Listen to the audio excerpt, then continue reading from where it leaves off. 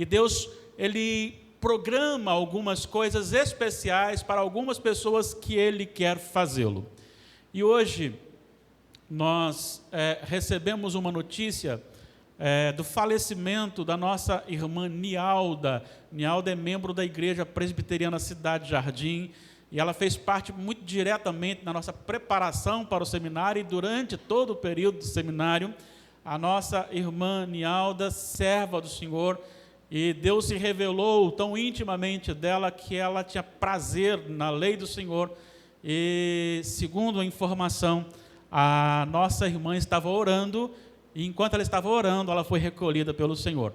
Então eu quero me dirigir aos familiares, porque farei chegar até vocês essa saudação, aí os nossos sentimentos, mas também a nossa alegria em saber que o Senhor maravilhosamente salvou a nossa irmã, e o seu testemunho indicava isso, o seu testemunho provava que havia algo diferente, e era Jesus. Então nós congratulamos de uma maneira espiritual, mas também manifestamos o nosso sentimento, da maneira humana, de sentimento de saudade, e com certeza que vocês já estão sentindo, mas Deus os abençoe.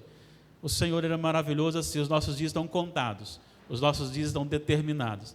E como eu disse, para alguns o Senhor dá a oportunidade de fazê-lo em momentos específicos, né? Então foi essa informação, a nossa irmã estava orando e o Senhor a recolheu.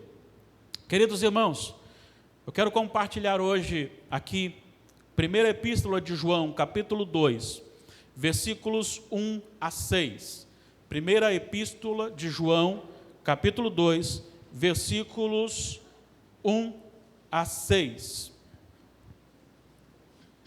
Convido os irmãos presentes no templo a se colocarem em pé. E nós leremos a palavra do Senhor. Eu quero que vocês leiam comigo. Você que está aí, que tem acesso à Bíblia aí na sua casa ou em outro local, também é convidado a abrir na primeira epístola de João, capítulo 2, versículos de 1 a 6, e ler juntamente conosco. Primeira epístola de João, capítulo 2, versículos 1 a 6. Leamos. Filhinhos meus, estas coisas vos escrevo para que não pequeis. Se todavia alguém pecar, temos advogado junto ao Pai, Jesus Cristo, o justo, e Ele é a propiciação pelos nossos pecados, e não somente pelos nossos próprios, mas ainda pelos do mundo inteiro.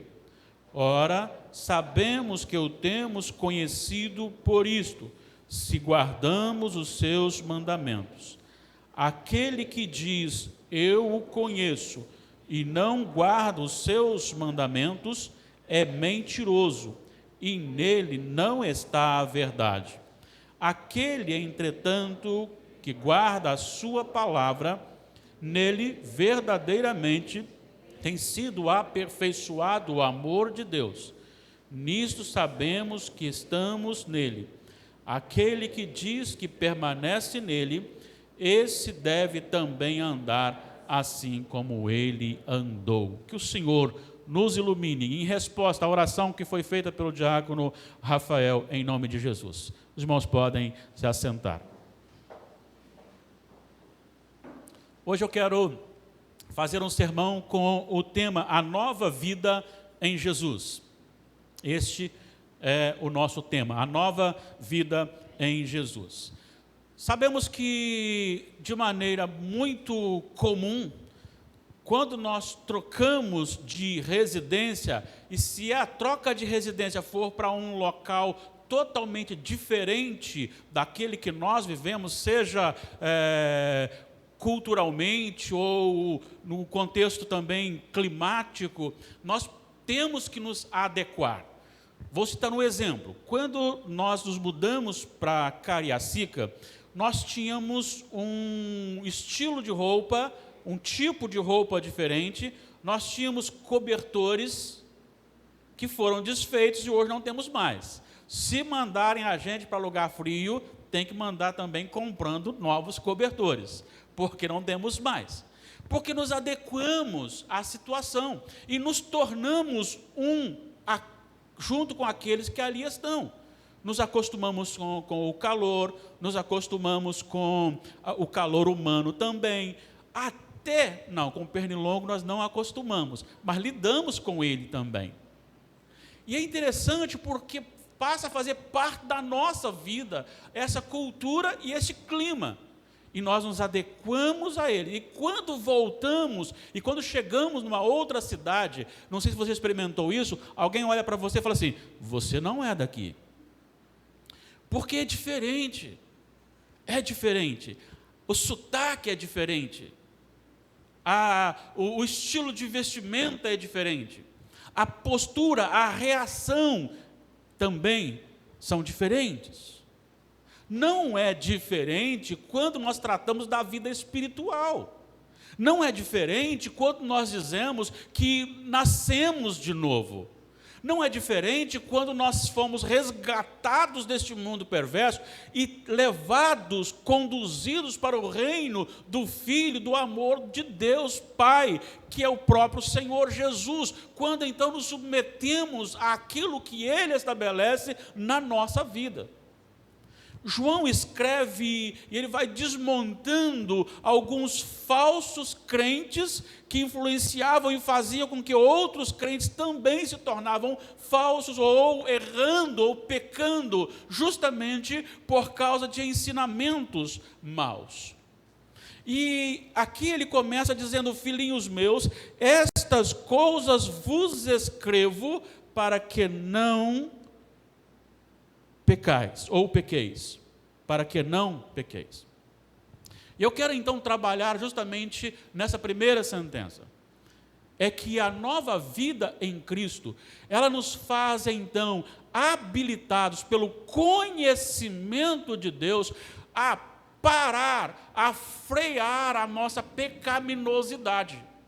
Nós temos conhecimento suficiente de Deus para não pecar mais.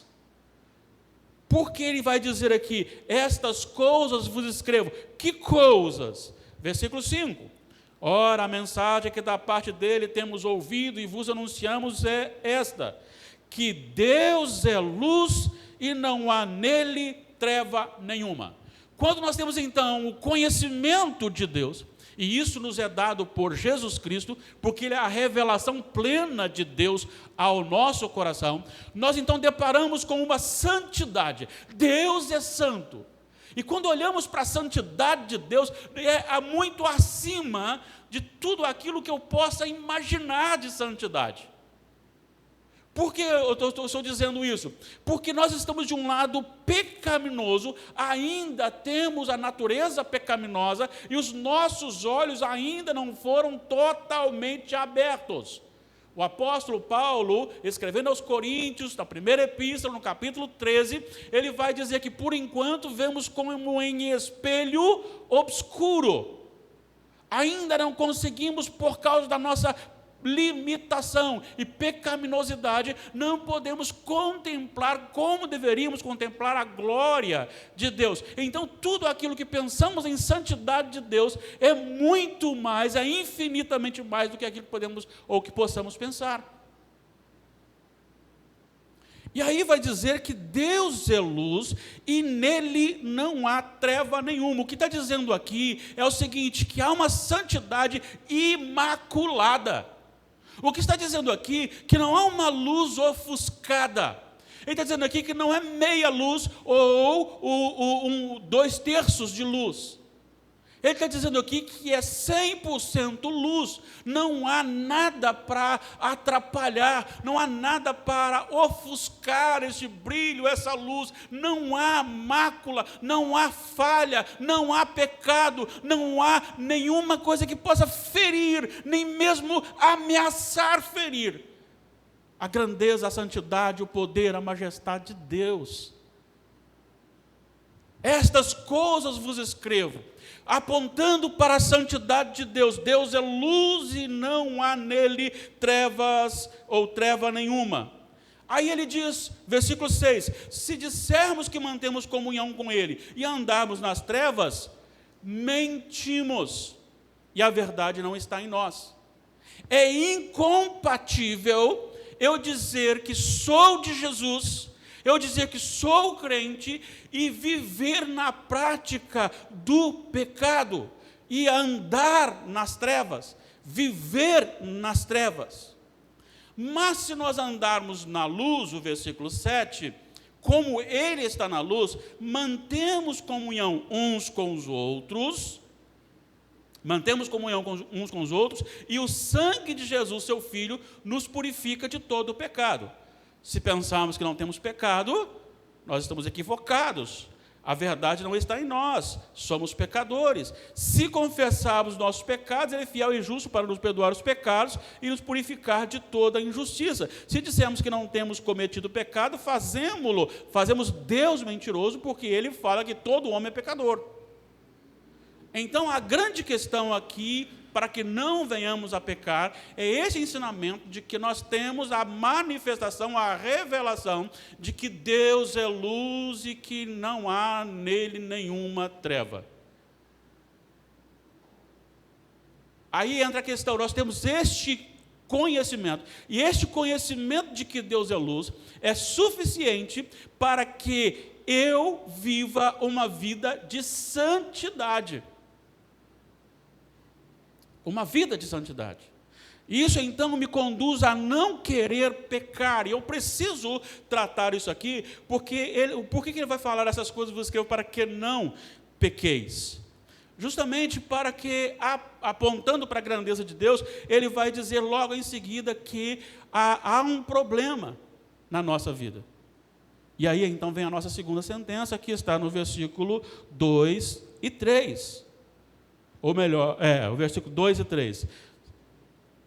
A segunda parte do primeiro: se todavia alguém pecar, temos advogado junto ao Pai, Jesus Cristo justo. 2, ele é a propiciação pelos nossos pecados, e não somente pelos nossos próprios, mas ainda pelo do mundo inteiro. Então nós temos o final, não o 3, mas os primeiros, né? A segunda parte do primeiro versículo e o versículo 2. Apontando então para mais uma sentença. Primeira, o que eu tenho de conhecimento de Deus é suficiente para que eu não queira pecar. E se eu tenho conhecimento desta luz extrema, e que não há treva nenhuma, e que se eu estou nele, eu não posso viver em trevas, isso pode causar medo em nós. Então, eu tenho que me esforçar e viver para não pecar. E é interessante que este não querer pecar não tem a ver com uma atitude medrosa, mas de uma revelação de uma santidade e de uma comunhão. Mantemos comunhão uns com os outros, porque temos comunhão com a luz. Agora, se então eu pecar, aí está o problema, essa seria a dúvida. Então, aquele que está em Jesus não só tem razão, conhecimento, revelação suficiente para não querer pecar, mas ele tem agora, em segundo lugar, a garantia de que os pecados cometidos contra a sua vontade espiritual, eles já estão quitados em Cristo. Mas eu preciso explicar isto para que não surja na nossa consciência a ideia de que se Cristo é suficiente, então eu vou pecar. O que ele está dizendo aqui, se todavia alguém pecar, o termo usado aqui no original, ele não é aquele pecado que eu sei que é pecado e que vou pecar deliberadamente. Aqui é o chamado aoristo, é algo pontual, é um fato que acontece na nossa vida. Eu caí em pecado, mas eu não quero pecar. Mas eu caí em pecado, mas eu não quero pecar. A questão é essa, não é assim, já que Jesus é tão maravilhoso, já que Ele é o advogado, já que Ele é o justo, já que Ele é a propiciação, então eu vou viver no pecado mesmo, porque se Ele tem suficiência para me salvar, então estou bem. Não, não é isto. A grande questão é, primeiro, você não deve pecar. Segundo se você pecar, você tem a garantia em Jesus. Então, o novo crente, esse crente nascido de novo, ele tem a garantia de que nem mesmo os pecados pontuais podem tirar a sua salvação. E o que é pecado? Bom, uma definição bem teológica seria qualquer falta de conformidade com a lei de Deus, ou qualquer transgressão desta lei. Ou seja, aquilo que falta para chegar na lei, ou aquilo que passa a lei. Ou você tem a medida exata da lei, ou você é pecador. E nós não temos a medida exata da lei. Ou nós faltamos, ou nós passamos. E o termo para pecado, ele é errar o alvo. Então, quando nós erramos o alvo, nós pecamos. E temos, então, uma abrangência de pecados que atingem o nosso pensamento, e o Senhor Jesus disse isso: se você olhar com olhar impuro para a pessoa de outro sexo e a desejar, você já adulterou com ela. Ou seja, nós pecamos no pensamento, nós pecamos nas palavras e nós pecamos nas ações. E o que, então, traduziríamos como pecado dentro dessas três faculdades da nossa vida? É justamente que os 10 mandamentos se resumem a amar a Deus sobre todas as coisas e amar o próximo como a mim mesmo. A primeira versão, o primeiro direcionamento, amar a Deus, ele está sobre todas as coisas. E é bom, eu vou enfatizar, hoje de manhã falei e vou repetir, o papel do crente não é melhorar o mundo. O papel do crente é pregar o evangelho que salva o mundo. O nosso papel é mostrar para o mundo que o mundo está em carência. O nosso papel é mostrar para o mundo que do jeito que ele está, ele vai ser condenado. E nós temos a solução, Jesus é a solução. O nosso papel não é trabalhar uma ação social, isto é uma responsabilidade natural da igreja. Mas a responsabilidade missional é proclamar que o mundo está em pecado e que Jesus é a solução. Não há outro meio. Não há outra possibilidade. Não há outro motivo qualquer que possa gerenciar.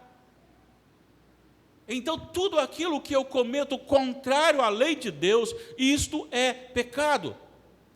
Mas o que vai então entrar no coração? Todo pecador merece a morte. Mateus 6, 23. O salário do pecado é a morte. Então, quando eu olho para a minha vida, à luz daquilo que Deus é luz, e que nele não há treva nenhuma, e que eu então, se digo que estou nele, preciso andar também na luz e não nas trevas, quando eu cometo o pecado, como eu fico? Qual é a minha garantia? E a minha garantia e a minha segurança está nessa convicção que em Jesus eu tenho. Então eu tenho primeiro a revelação de quem é Deus, que é suficiente para que eu não peque, mas eu tenho também a revelação da suficiência de Cristo naquilo que eu não consigo, ou seja, em tudo. Primeira coisa que ele vai dizer: advogado junto ao Pai. Você já pensou nisso? Você já pensou sobre a questão advogado? Eu não estou falando num contexto secundário, eu não estou contando no contexto humano, em que muitos acabam partindo para defesas de pessoas que estão no erro. Eu estou falando daquele que é advogado para com aquele que está nele, que creu nele, e que é suficiente que o próprio advogado virá como juiz. Eu estou dizendo de um advogado que tem intimidade com o Pai. Esse advogado, ele não tem, em momento algum, nenhuma falha. Embora você está cansado de ver, de vez em quando, o advogado é preso levando drogas para dentro da prisão. Advogado está sendo condenado por desviar tantos bilhões e milhões e milhões. O advogado tal fez isso, o advogado tal foi aquilo. Eu estou falando do advogado só por causa do advogado aqui, mas todo ser humano é corrupto, né? Precisa de Jesus. Mas este não, este é Jesus, o advogado, o justo. É aquele que não pecou. É aquele que não cedeu. É aquele que não se misturou. Ele é imaculado. Não só ele é o nosso advogado, mas esse advogado não é apenas justo, mas esse advogado justo, ele também é a propiciação. É o próprio advogado que pagou a dívida. É o próprio advogado que ofereceu a si mesmo, por ordem do próprio Deus Pai, para que ele recebesse a ira que seria daqueles de quem ele defende. Propiciação é isso.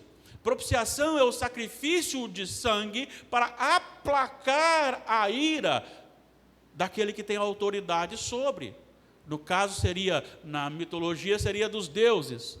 Mas neste caso a propiciação ela é estendida para o próprio Deus que tem a sua ira. É por isso que muitas pessoas equivocadamente estão pensando que o inferno ele é gerenciado pelo diabo. Não, ele não é gerenciado pelo diabo. Deus é o Senhor do inferno.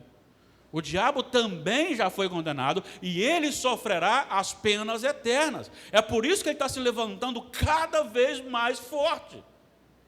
É por isso que ele tem, de certa forma, lutado contra princípios cristãos de forma grosseira. É por isso que ele tem juntado nações para apagar o nome e princípios cristãos. Porque ele sabe que ontem ele tinha mais um dia e que hoje ele tem menos um dia para ele ser lançado na fornalha de fogo ardente. A condenação eterna, a segunda morte. E ele quer levar com ele a besta, ele quer levar o falso profeta, e ele quer levar o número maior possível, porque ele é inimigo da igreja do Senhor.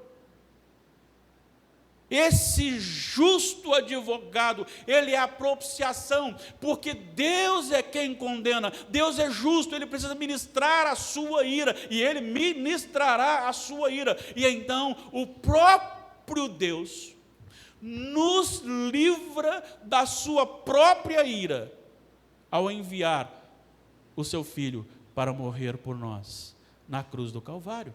Por isso ele é a propiciação. E essa propiciação desse advogado justo, ela é eficaz ao ponto de ser uma vez só realizada. Lembra do sermão em que João olha e diz: eis o Cordeiro de Deus, não é mais um cordeiro que será sacrificado, como sempre havia no povo de Israel, mas o Cordeiro, porque não há mais cordeiro, este é o verdadeiro. Pois então esse sacrifício, apenas esse, foi suficiente para que os que viveram antes e creram em Jesus fossem libertos da ira. Aqueles que viveram no tempo de Jesus e creram foram libertos da ira. E nós que vivemos depois e cremos, somos libertos da ira. Aí, nós temos aqui, ele é a propiciação pelos nossos pecados, e não somente pelos nossos próprios, mas ainda pelos do mundo inteiro, ou seja, em todos os povos. É suficiente para todos os povos, todos os eleitos em todos os lugares. Sacrifício perfeito. Eu tenho essa convicção. A nova vida em Jesus me dá essa convicção, me dá essa segurança. Me dá, primeiro, suficiência para não querer pecar. E me dá, em segundo, a convicção de que, apesar dos meus pecados, ninguém pode me tirar a bênção do encontro com o Senhor para sempre na eternidade. Em vida. Em terceiro lugar, a nova vida, ela é autenticada por uma união contente com os mandamentos do Senhor. Versículos 3 em diante, Ora, sabemos que temos conhecido por isto, se guardamos os seus mandamentos. Mas não é graça? Mas a questão é que quando eu sou contemplado pela graça, recebo o discernimento da beleza da vontade de Deus. O mandamento do Senhor passa a ser mais doce do que o mel e o destilado dos favos. A ordem, o direcionamento do Senhor, a vontade do Senhor passa a ser mais agradável do que a nossa própria vida. É por isso que o salmista entendeu isso lá atrás, e ele disse: oh, quanto amo a tua lei. É a minha meditação todo dia. É por isso que o livro de Salmos começa com o primeiro salmo dizendo que bem-aventurado é aquele que medita na lei do Senhor de dia e de noite, tem nela prazer. É por isso que o salmista Davi, do Salmo 63, depois também o Salmo 84, ele expressa o prazer de estar na casa do Senhor, por causa do Senhor, o deleite em Deus. E o Davi chega a dizer o seguinte: assim como a terra árida anseia por água, por ti, ó Senhor, o meu coração anseia. É porque quem conhece o Senhor Jesus, e por Ele é conhecido, ama e guarda os seus mandamentos, tem prazer nos mandamentos do Senhor. Mas por outro lado, ele vai dizer: aquele que fala que é, mas não é, aquele que não quer guardar, esse é mentiroso. Ele pode ser religioso, ele pode ser líder da igreja, ele pode ser um homem afamado, mas se ele não está observando os mandamentos do Senhor, amar a Deus sobre todas as coisas e o próximo como a si mesmo, ele está mentindo. E aí é muito sério, porque vai apontar quem é quem, e não sou eu que estou dizendo. Olha só o que o Senhor Jesus disse sobre isso, só para você entender. O nosso texto de João 3, o versículo 18, vai dizer: quem nele crê não é julgado. O que não crê já está julgado, porquanto não crê no nome do unigênito Filho de Deus.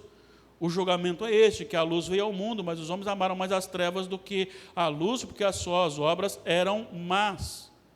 Todo aquele que pratica o mal aborrece a luz e não se chega para a luz, a fim de não serem arguidas as suas obras.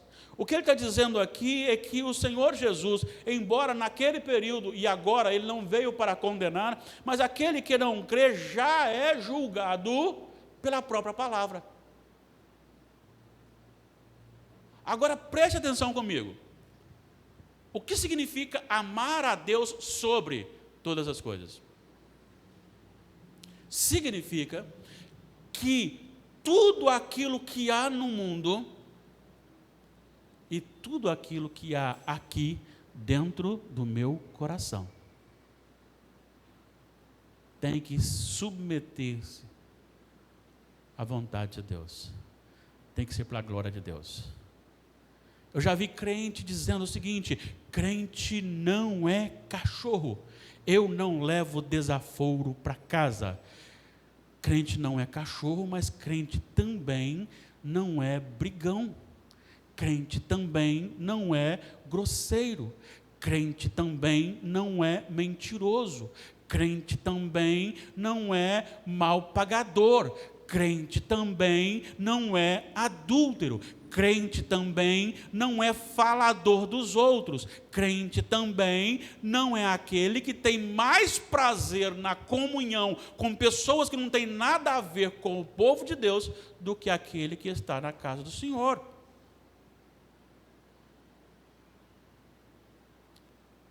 Crente também é aquele que coloca Deus sobre, inclusive, a sua própria vontade. A minha vontade é pecar, mas eu não vou pecar porque eu tenho que amar a Deus. E eu tenho que amar o próximo como a mim mesmo. E vou dizer para vocês, aquela história de que você precisa redescobrir você mesmo e amar você mesmo não é bíblico. por natureza caída, nós já amamos muito mais do que amamos os outros. Tudo aquilo que nós pensamos em amor próprio, ele é sempre para tirar vantagem sobre os outros. Então, por isso ame os outros assim como você ama você mesmo.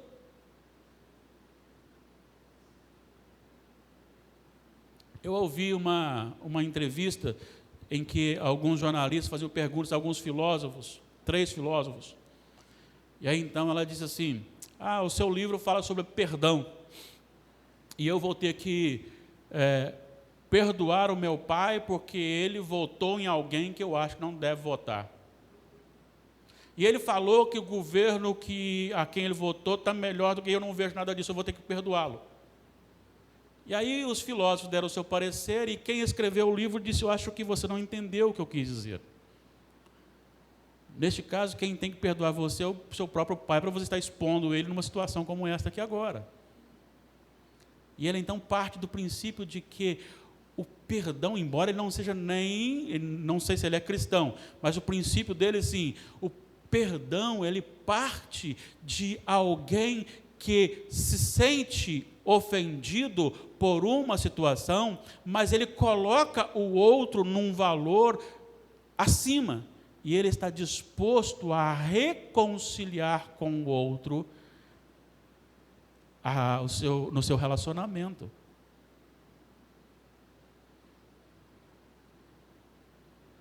Porque aqui, irmãos, nós amamos a nós mesmos. E todo aquele que pensa diferente de nós temos dificuldade de relacionarmos com eles.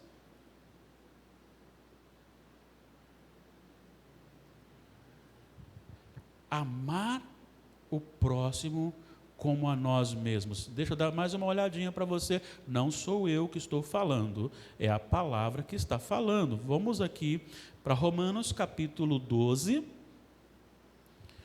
versículo... Vamos começar aqui no versículo 10. Vou começar no 9 aqui. Romanos 12, 9 e 10. O amor seja sem hipocrisia. Detestai o mal, apegando-vos ao bem.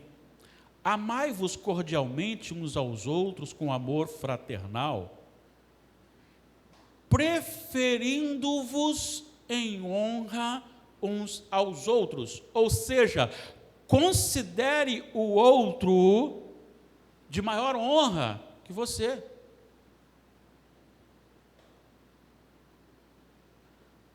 Isto é amar o próximo.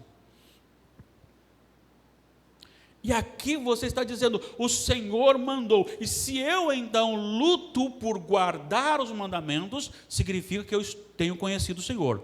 Mas se eu digo que o conheço, e se eu não amo os mandamentos do Senhor, diz o próprio João, eu sou mentiroso. Aquele, entretanto, que guarda a sua palavra, nele verdadeiramente tem sido aperfeiçoado o amor de Deus. E isto revela que estamos nele. O que revela? Aquele que diz que permanece nele, esse também então deve andar como ele andou, ou seja, buscando a santidade. Então, a grande questão é, quando eu estou vivendo no Senhor, o amor de Deus é aperfeiçoado na minha vida, no meu relacionamento com Ele. Eu saberei que tudo o que Ele quer é melhor, mas também este amor fluirá para os corações. E amor aqui não significa concordar com todas as coisas, mas este amor não pode me levar a agredir a outra pessoa e nem me tornar inimiga dessa pessoa. Amar a Deus sobre todas as coisas, e ao próximo como a ti mesmo. Esses são os mandamentos de Jesus. Mas e se eu cair num desses? Se eu pecar pontualmente, não viver pecando, eu tenho um advogado justo junto ao Pai, que é a minha propiciação suficiente para mim.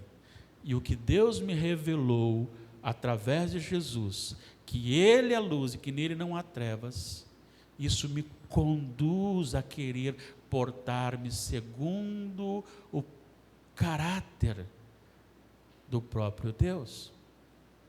Por isso o apóstolo Pedro, logo atrás aqui, no capítulo 1 da primeira epístola, no versículo 16, ele vai dizer assim, 1 de Pedro 1, versículo 16, porque escrito está, sede santos, porque eu sou santo.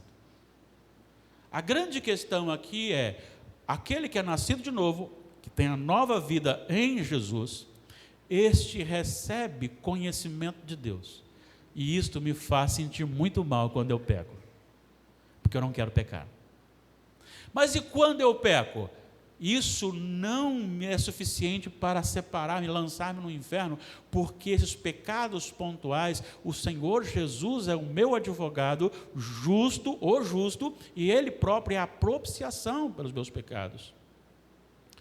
Bom, mas isso então me dá base para viver no pecado? Não, porque se eu estou em Jesus, eu tenho um amor por Ele e guardo os seus mandamentos. Esta é a nova vida em Jesus. A nova vida em Jesus, ela é evidenciada na nosso dia a dia, em que o Senhor Jesus é mostrado ao mundo através do nosso caráter, através da nossa vida. Sendo assim, meu amado irmão, minha amada irmã, você que é nascido de novo, e se por acaso você e eu, claro que nós temos muita coisa para consertar, é hora da gente parar, a gente pensar, será que verdadeiramente eu estou vivendo uma nova vida em Jesus Cristo? Será que o meu modo de falar, pensar, de agir, será que revelam que o Senhor Jesus é o Senhor da minha vida? Tem um ponto que eu preciso parar e confessar. Pois bem, é o momento, porque você tem um advogado, ele intercede por você junto ao Pai neste momento, e ele é justo. Você pode confessar e você será perdoado, porque o sangue de Jesus nos purifica de todo o pecado. E Ele é a propiciação por nossos pecados. Sim, você pode confessar, porque não foi suficiente só para Pedro, para João, para Tiago, para Paulo. Esse sacrifício também é suficiente para todo aquele que crê em todos os povos da terra. E comece agora a mostrar que realmente você está nele. Assim como fechou aqui o versículo, né? Nisso sabemos que estamos nele. Aquele que diz que permanece nele, esse também então deve andar, assim como ele andou. Existem algumas pessoas que você olha, claro que o julgamento final do céu ou inferno é o Senhor que tem a autoridade. Mas algumas pessoas têm assim, uma paz no coração, né? De você olhar e falar assim, olha, foi chamado pelo Senhor e para o céu. Porque a sua vida, o fruto que produziu, evidenciou aquilo que Deus operou na vida daquela pessoa. Que o Senhor nos faça mais firmes, mais santos, mais compromissados com a verdade, mais contentes, mais alegres na verdade. Vamos orar? Receba, Senhor, a nossa oração. Clamamos por misericórdia sobre aquilo que nós precisamos de transformação. Clamamos por transformação na nossa vida. E clamamos, ó Deus, por um renovo, para que haja alegria no nosso coração ao contemplar a santidade, a beleza do Senhor revelada em Cristo Jesus, a Tua glória revelada na face de Jesus. E que, ó Deus, nós não venhamos a pecar, e que a nossa esperança esteja firmada não na nossa própria habilidade, mas em Jesus Cristo, o que nos garante ao céu.